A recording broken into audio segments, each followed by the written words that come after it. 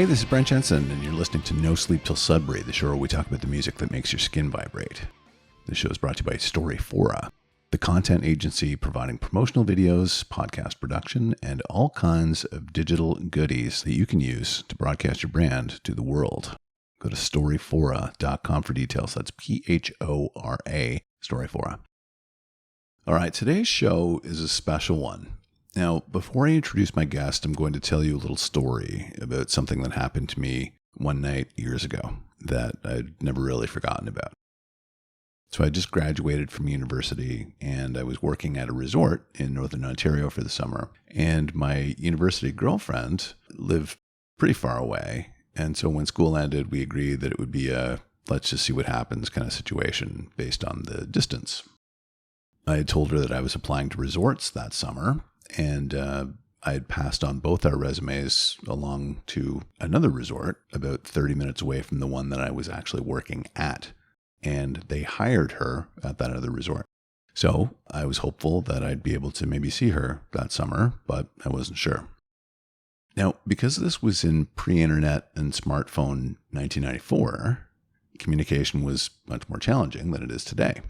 I'd been at that resort for about 3 days. And before the boating season got really busy, the employees were asked to do some odd jobs around the property, paint some buildings, that sort of thing. So the next day, completely out of the blue, my girlfriend pulls up with her parents, who I'd not previously met. So she was on her way to this new job at the other resort, 30 minutes away. It was great to see her, but my boss wasn't super keen on me taking another additional break, and he let me know it with a very nasty glare.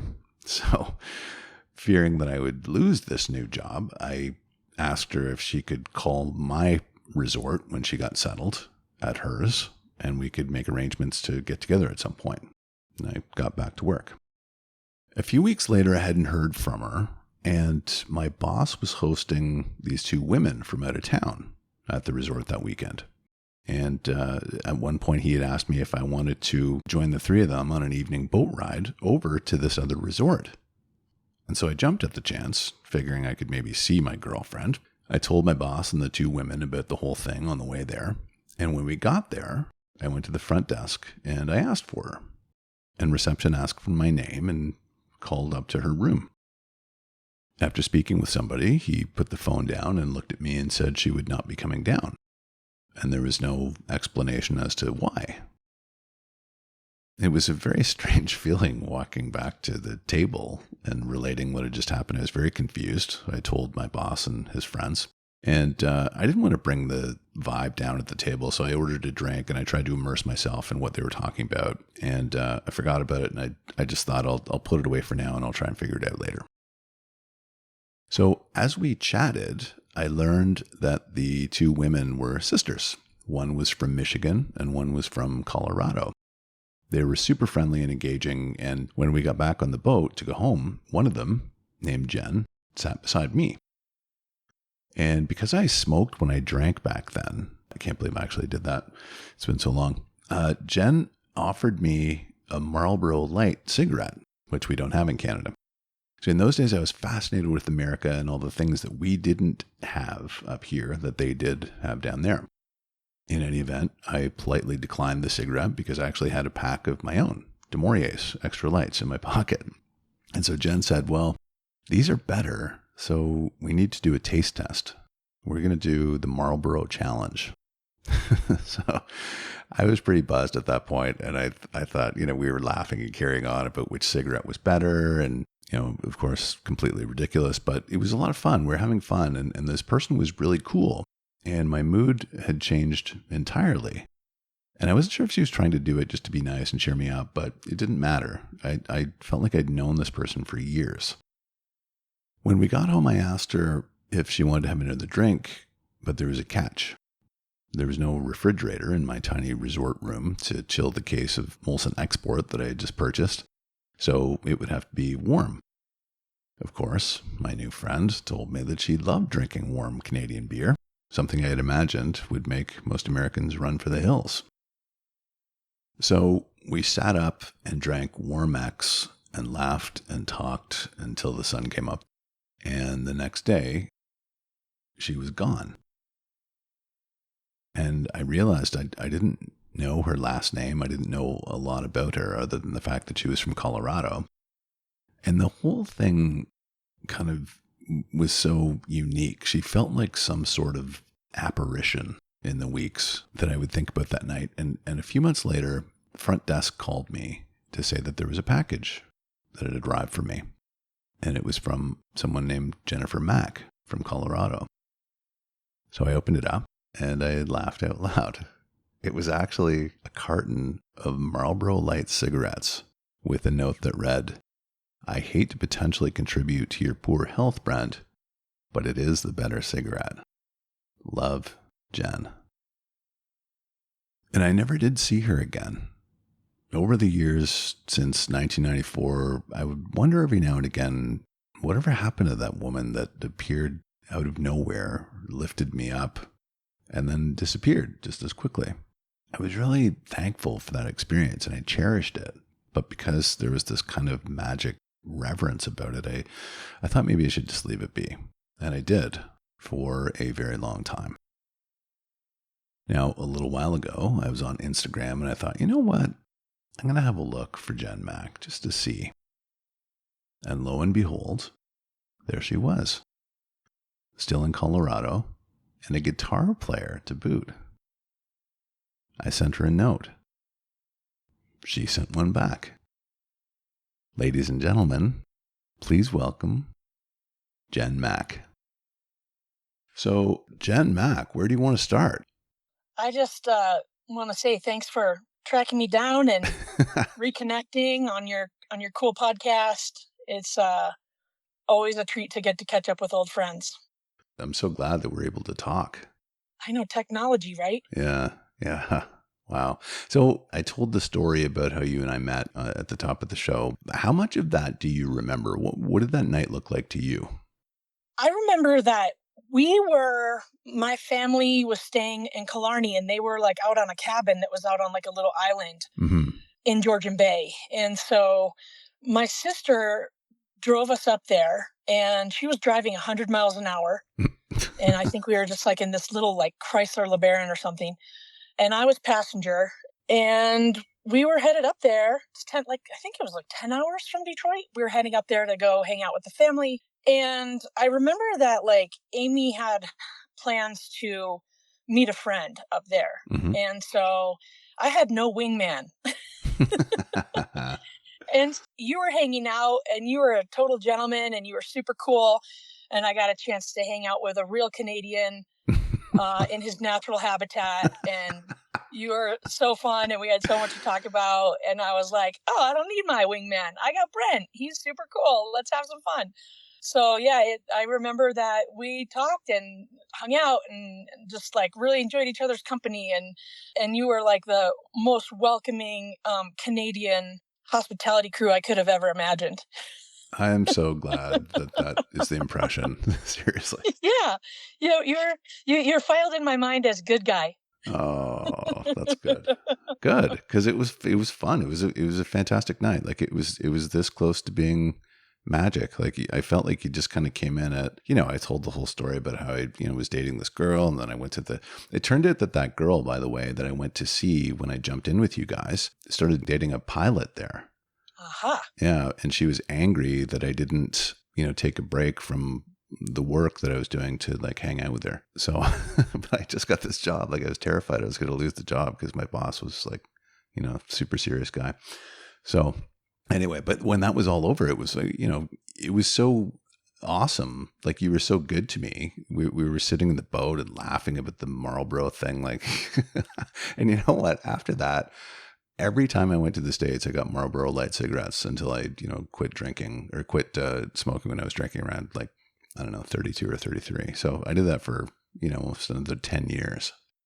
That's the exact same time I stopped. I was like 33 and I was like, no more smoking. So yeah. I've not been a cigarette smoker for some time. So when I heard that story, laughing because I thought, oh my gosh, I actually sent you a carton of You did. cigarettes from the United States. That's hilarious. I know. That's fun. That's the kind of stuff I do, though. Like, I love to do random stuff, so I think it's funny. And bringing back those memories was great because, yeah, I remember smoking the Canadian cigarettes and thinking like, oh man, you guys are at a disadvantage here. But then see, we made it up with the Warm X, right? The Molson Export beer. I eventually went on to like, I think I went from like Marlboro Lights to Marlboro Mediums to P-Funks to Camel Lights, and then it finally was American Spirits before I stopped. So Wow. I realized I'm like, really hard booze and cigarettes do not add up to looking good into your older years as a musician. No, definitely not. so yeah, it's kind of for vanity. I was like, no more heavy boozing and no more smoking, but I don't regret, the wildness of youth. I don't regret any of that. No, and you came across unscathed. Yeah, we had some good times, and one more thing about that. So I was like, I have beer in my room, but I don't want to like freak this person out by saying, I'm going to lure you to my room with the promise of booze. But also the booze, the beer was warm. So I thought like, I want to hang out with this person and I want this to keep going, but like, I got nothing here. And so I just said like, I have it, but it's warm and it's Canadian beer, which you probably hate. And you were like, I love warm beer. It's actually, I like Canadian beer. Back in the day, I was like a Molson Ice person, and I realized that, and then Labatt's, because my stepmom growing up loved Labatt's, and so yeah, that I really, even to this day, like I have a fondness for Canadian beer, but I you can't find it everywhere. no. Just like dill pickle chips.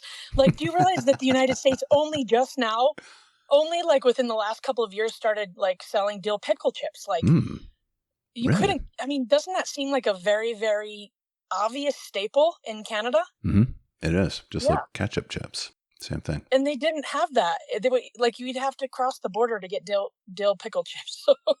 So it's funny how each country kind of has their own products that are worthy. It's true, but you were as an American, you're at a huge advantage there because you have a lot of like, if you want, I don't know, I'll just say a cereal brand, like you've got 12 versions of that, or a chocolate bar, 15 versions of that, where we have 2 basically. So wow. Yeah, and bourbon. Don't get me started with bourbon because I love bourbon, and we can't get it right now. Yeah. Oh wow. Oh, that's right, because we're having a spat right now. Mm-hmm. Yes. So that's unfortunate. Not happy about that. But anyway. I really have to just say, Canadians overall, I've just always been so impressed with how like grounded, how laid back, how easy to be around Canadians are compared to their a little bit more uptight American counterparts. I still think that like I hold a warm place in my heart for Canadians, and anytime I was up there, people were just like you've known them forever, and that yourself included. That's a really wonderful trait, and I've traveled around to a number of places, and it's not always like that. So thank you. So kudos to you guys. I hope that our spat can dissolve. It won't last forever, and it won't last forever. When the smoke clears, hopefully things get back to normal. I have a lot of friends, including yourself, in the United States, and I look forward to continuing those friendships. It's, what's happened is just very unfortunate, but we'll get past it. Absolutely. Yeah, definitely. So now I was delighted to find out when we reconnected that you are a singer-songwriter. I didn't even know you played guitar when we met. Well, I maybe had one, but wasn't playing yet. It wasn't until I was always like a band. I was like first chair state trumpet. I was like in, theater and dance and all that stuff. So I always was like into music, but it wasn't until I was like in my 20s. I think I was like 24, 25. I was in a garage band. I was living in Naples, Florida, and I just like realized that the garage band wasn't cutting it. I just needed more. I wasn't enough. So I started like going to open mic nights and playing some chords here and there, and it was fun. And one of my friends ran one of the open mics, and I was dating a guy who played guitar, and then I would go in and sing, and we'd do these like duets. And the guy who was running the open mic night, who actually ended up marrying one of my cousins, didn't like the guy I was dating and told me afterwards. He went up to me privately and he said, "Hey, will you please learn how to play guitar and ditch this douchebag?" And it was like the light that went off. It was like sometimes in life, like you just need someone to give you permission, someone you respect. Yeah. And the light bulb went off, and I was like, wow, that's a really good idea. So I tucked my guitar in my bed every night. Thankfully, I already had a guitar, but I'd tuck it in bed. And then when I'd go to bed every night, of course, you have to move it to sleep. So when you're holding your instrument, of course, you're going to play it. So I just started chord by chord and little song by little song, and was just going to open mics for a very short period of time. And then the gigs started pouring in, and that was Southwest Florida. And Wow. yeah, so I got to be part of this really cool musical renaissance there. And I ran an open mic night for many, many, many years with some other guys. And we got a chance to, help other people, give them a forum to be able to be seen and heard with their music, and bands got together and relationships were made. And like, it was a really special thing. And at one point I was running this open mic night in this area that was being gentrified, and doctors would be rolling in their Aston Martins. Dishwashers would be rolling in after their restaurant shifts. College students would be rolling in. Hippies from the beach would be rolling in. And it was just this super, just eclectic place. It was cool. It was where everyone wanted to be. And then years later, like one of the managers said, hey, we're going to turn this into like a American Idol thing where everybody competes. Mm. And I was like, oh, I'm really sorry. I'm not going to be able to, be the host of that anymore. And they're like, why not? And I was like, cause that's not the groove. That's not why people are coming. They're coming for the community. They're coming to like hang and create and share, and not to have a pissing match. Like they're coming to grow and to feel safe and to express. And I was like, so that's more my jam. So they opted not to do that. They opted to listen to me. Oh, no way. But yeah, that was cool. That was the first kind of musical renaissance, like musical part of my life. And it was really neat. It was really like empowering thing to like be at one of the, I don't know what word to use. I guess you'd say like one of the totems, one of the like totem poles in this scene, Yeah. like one of the elders. I don't know what word to use, but so yeah, that's when it kind of started. And it kind of just started because I felt like I needed it. I was running a lot. I was running like on the beach every night for sunset. Mm-hmm. And then I was playing guitar. There were a group of people on the beach. We'd watch sunset. We'd pull out our guitars and we would just play, just watch the sun go down on the beach and just jam. And it just kind of became an inextricable part of my life. I'm more a singer, and I've had to learn how to play guitar to be able to play shows. I've played like over 1,750 shows all over the country, and Wow. a couple shows out of the country. And it's been a special part of my life. And I just realized no matter what's going on, like relationship, no relationship, money, no money, life feels good, life feels challenging, like music is there. So I've just realized, like, when the universe speaks to you and gives you a gift and tells you like, this is your special gift, this is your special thing, don't drop it, don't misplace it.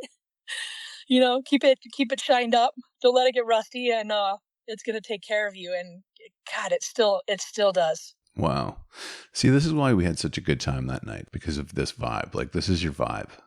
Oh, Man, that's so great, Jen. Good for well, you. thank you. Yeah. I think we all need like one thing that like gets us through. For everybody it's a little bit different. For some people it's a sport, for some people it's a craft or a hobby. Mm-hmm.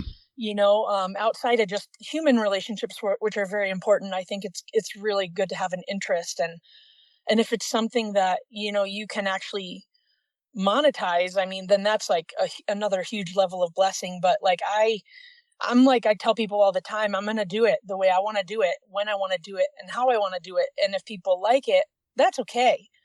But if they don't, that's also okay, because just about, it's my medicine as much as it is for other people. And I feel like if I'm true to me and I'm creating in a way that like makes my soul happy, then inevitably it overflows and other people feel that too, that authenticity. And just not being afraid to like let people see like a raw and real part of your soul, of your psyche, of your being human. And we're like all taught to like fit in these categories and like follow these rules and join this party and call yourself this and put on this hat. And it's very liberating to have a place where, you can kind of have that kind of punk rock attitude of like, this is for me. And yeah, it's for you too, but first it's for me. And then, then the other people get to have the benefit of it. And I think that's super cool. Rick Rubin, producer, says that too. He's like, you do it for you, you express yourself, and the rest will follow. And I found that to be really true. I have always been a huge fan of that kind of, sentiment, right, in music. And that's where all the great music comes from. All those early Rolling Stones records, the Rick Rubin stuff, like the authenticity and the approachability. That's where it comes from. That is the basis of it. And your show wouldn't be called No Sleep Till Sudbury if you didn't have a little bit of that ethos going on, That's Come right. That's right. That's right. Okay, so that is actually an excellent segue into the songs that you have brought, Jen Mack, because your list starts with the Beastie Boys. In threes. Talk to me about that. When I was 12 years old, I was homesick from school, and my mom was like, "Honey, what do you need to feel better?" She's like, "Just tell me, I'll go get it. We'll go get it." And I go, "Mom, I need the Beastie Boys. I need licensed to Ill." And she goes, "Okay, let's go to the store." So we go to the store and we buy a License to Ill, and it's a cassette, my first ever cassette. Mm-hmm. And we're going home and it's in the, cassette player in the car, because that was the time. And we're listening to it, and I could tell my mom's really uncomfortable, Brass Monkey, all these songs. She's just like, you can tell her like skin is crawling off of her body, but she's like grinning because she's like, my sick kid feels better. I can just deal with this till we get home. But listening to that music, I think early on, I didn't have like a big brother or big sister who was feeding me this stuff. It was something I found. And I just loved that these guys were like, they were irreverent, but they were smart, they were talented. And over time, I learned that they were these, not just a part of the hip hop genre, but that they were these stunningly talented funk jazz musicians. And, that In From the Way Out Sound album, those songs, like, that's one of my repeat albums. Like, I listen to again and again and again and again. And it's just the way they're playing those songs. It's funky, it's dirty, it's just like, it's gritty, and but the technique is amazing. I mean, I don't think a lot of people knew they had that. They'd heard like the radio hits, but you hear some of their B-side stuff, and it's like, it really hooked me. So I've always been a fan of theirs. I love New York City. I've always had big admiration for those guys, because I felt like they were unicorns at the time. Certainly, you're absolutely right. They were unicorns around License to Ill, and even Paul's Boutique. Like, yeah, and that shares some of the same songs as In From the Way Out Sound. So exactly. Shadrach. It's just two fantastic records, and everything they did after that. Frankly, I mean, I love the Beastie Boys. I've always thought they were fantastic and super smart guys too. 100%. Yeah. Good pick. I like the deep cut too. Thanks. Next one is The Roots. Love The Roots and John Legend, and the song is The Fire. This song was introduced to me by one of the music producers I was working with, and in a kind of a same music family with. We had when I was living in Baltimore for 5 years, I became part of their like indie music scene, and still part of that music family. Still keep in touch with my Baltimore and DC people. And in fact, one of them invited me to play at the Kennedy Center in DC last summer. And that was a pretty big deal for me. Friends flew in from all over the country. Some of my friends all over, from Montana, from New York City, from, Florida, all over. It was super special. So that music family, being a part of like a Northeastern crew of people, and it was all kinds of genres. We had like, it wasn't like one particular kind of music. It was a lot of different kinds of music. And it felt really good to be in this place I'd never been before. Mm-hmm. To be in a city in the Northeast, part of this music scene. And his name's Drew, and he played the song for me, and it really stayed in my mind, because it says, you don't say good luck, you say don't give up. It's the fire inside you. Let it burn. And I think that's like the MO for my entire life, Yeah. Just, there's like, if you have a fire inside you, you have like that, you have passion, and you have a little bit of a wild streak, or you have a little bit of a determination, or you have a little bit of you got some grit, you got some soul. And, it's like, yes, luck is part of it, because luck is a combination of preparation and opportunity, but it's also like not giving up, and a lot of times life can beat it out of you, and you can lose courage. Sometimes you feel like people don't care, they're not listening, but it's your inner fire that makes you keep taking another step forward. And even when it hurts, even when you're bloody and you're tired and you're damaged and you're broke or you're whatever, but it's amazing if you can just get your feet moving, and you can get 50, 100, 150 feet down the road.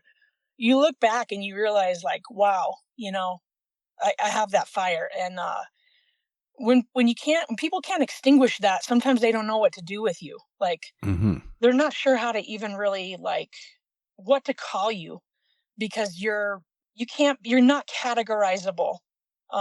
So that song in particular takes me back to Baltimore. And I mean, it wasn't the place that I was going to stay forever, but definitely a bucket list item to live in a big city and be a part of a music scene, and to be respected in that music scene, and to make like lifelong friendships from that. That song takes me back to that. I love that. That's so great. The next song you've got here is Stephen Marley and Mos Def, Hey Baby. Yeah, I love this song because growing up in Colorado in the summers, there was like all the time, every summer, you'd have reggae festivals, and you'd have great reggae artists coming in from all over the place. And so, you had Marley's and Steel Pulse and Burning Spear, and you had all these great musicians that loved coming to the mountains. So that really reminds me of like concerts and friends and hacky sack and sunshine and mountains, and truly like just very kind of idyllic part of your youth. Mm-hmm. Was concert going, and tons of reggae music. So to this day, I absolutely love reggae music. I like playing some songs in that style, and covering some songs that are from that genre. And that song in particular I really love because he's like saying pretty much like, hey, I got some things to do. I gotta go do this, I gotta go do that, I gotta learn this, I gotta improve myself. But at the end of the day, like, you may not see me, but like, you're in my heart. And when I come around, you'll know that like you're in my heart. But right now, like, I'm busy. Like, I have to go into the world. I have to go achieve the things that are going to make me feel like an accomplished person, like a full person, like a man. But at the end of the day, like, don't think you're forgotten. Like, you're not. To me, that like mirrors real friendships with people in your life, and people that you love, and where your paths might go in different directions, but with your best people, there's always that love. It's always there. It doesn't go away. Like, maybe we don't get to always be physically around the people we love, but they're there. They're there, like the stars in the night sky. Like, they're there. The people that you've made an impact on, they've also made an impact on you, and that's a circle. Mm-hmm. Huge believer in that.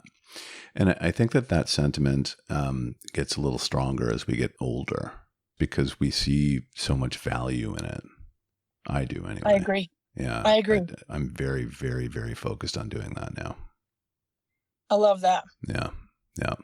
Very important to me. The new Master Sounds is next with Drop It Down. Oh, yeah. I absolutely love the new Master Sounds. Found them like kind of bouncing around festivals all around the country with my friends. So I've seen them in a bunch of cities, and most recently, because they're guys from Leeds in the UK, and they did like a final New Year's and a pre-New Year's show in Denver at Cervantes, which I caught one of the nights, and they are just recorded. They're amazing live. It's just next level.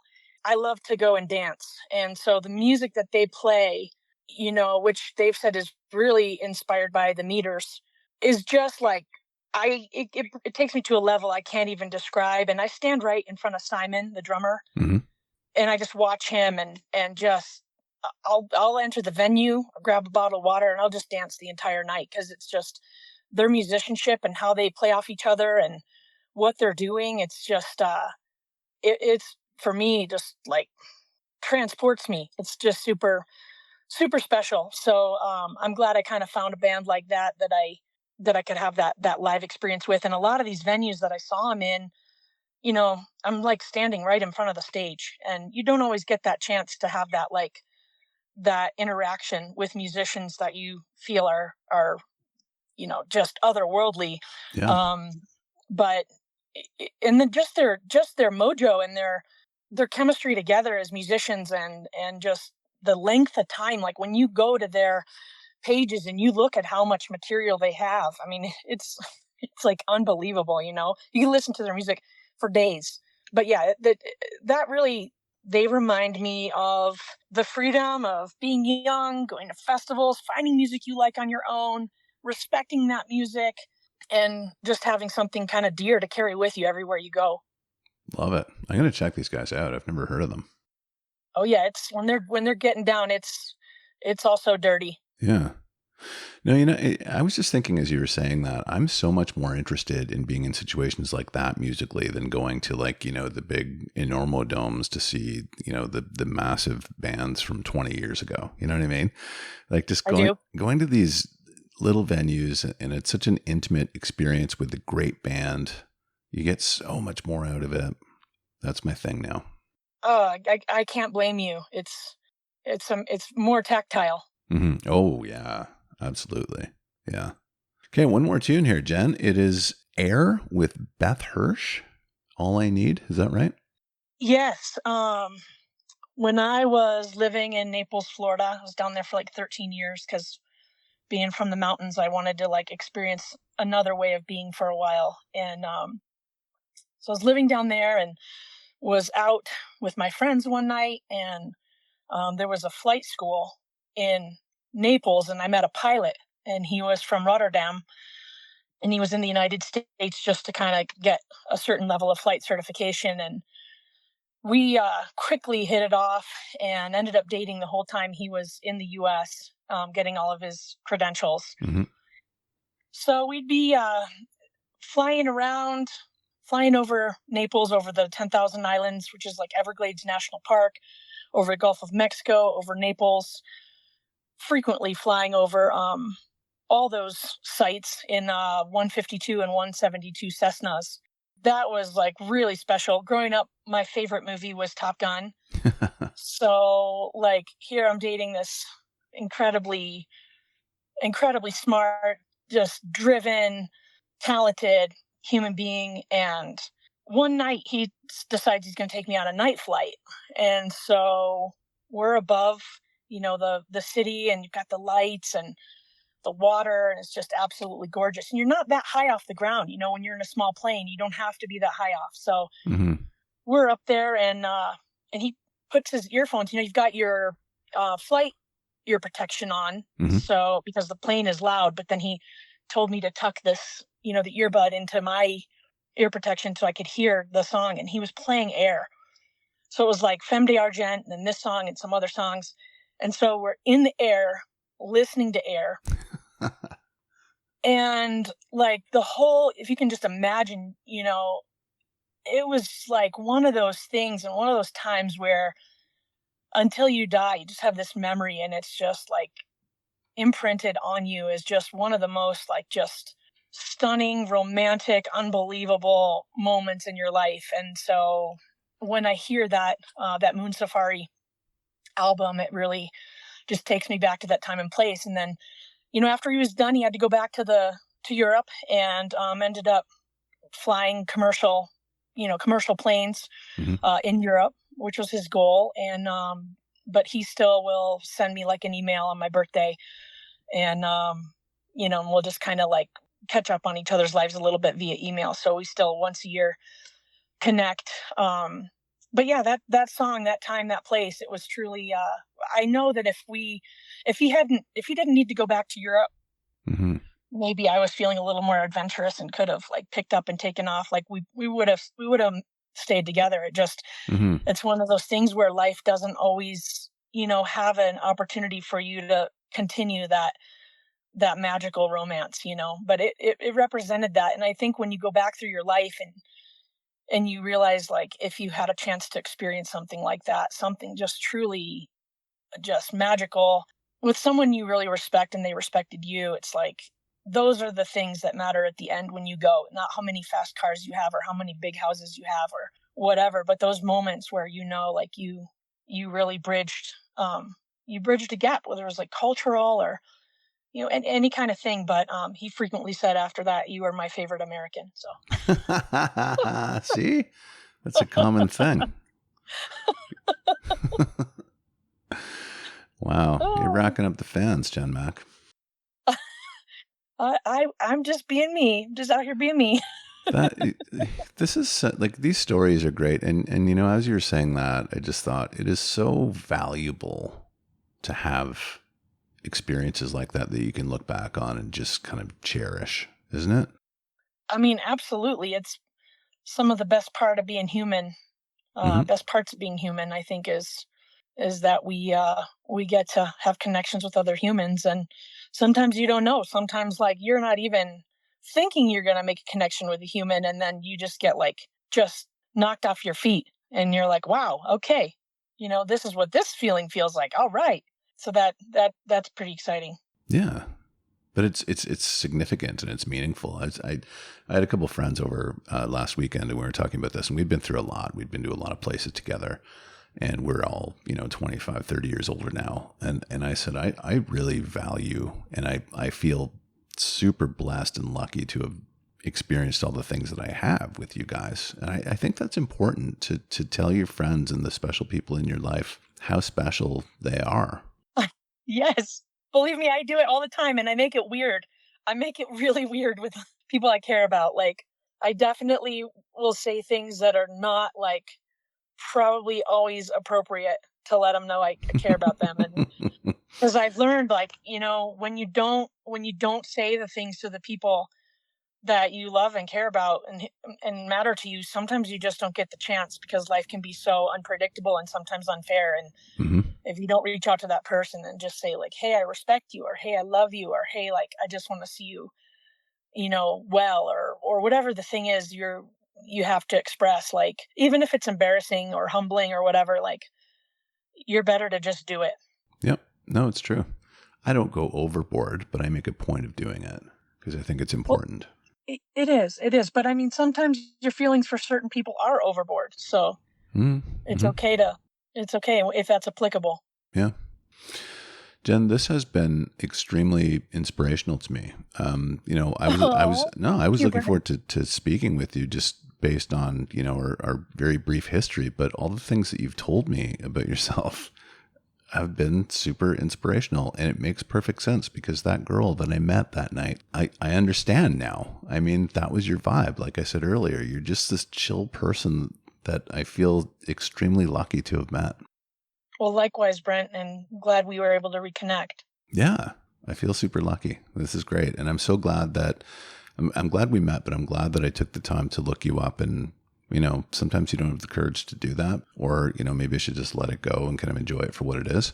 But this turned out to be so great. I'm so glad that I reached out to you. Yeah, it's fun when you can, like, keep your family of friends and connections, keep it alive. And, you've got a bud in Colorado. So Well, You likewise. always can get in touch and say, what's happening? What are you doing? Tell me what's going on in your life too. Yeah, no, I want to do that. You've got a friend up here in Canada, so yeah, let's definitely stay in touch. Oh, I'd love that. Promise.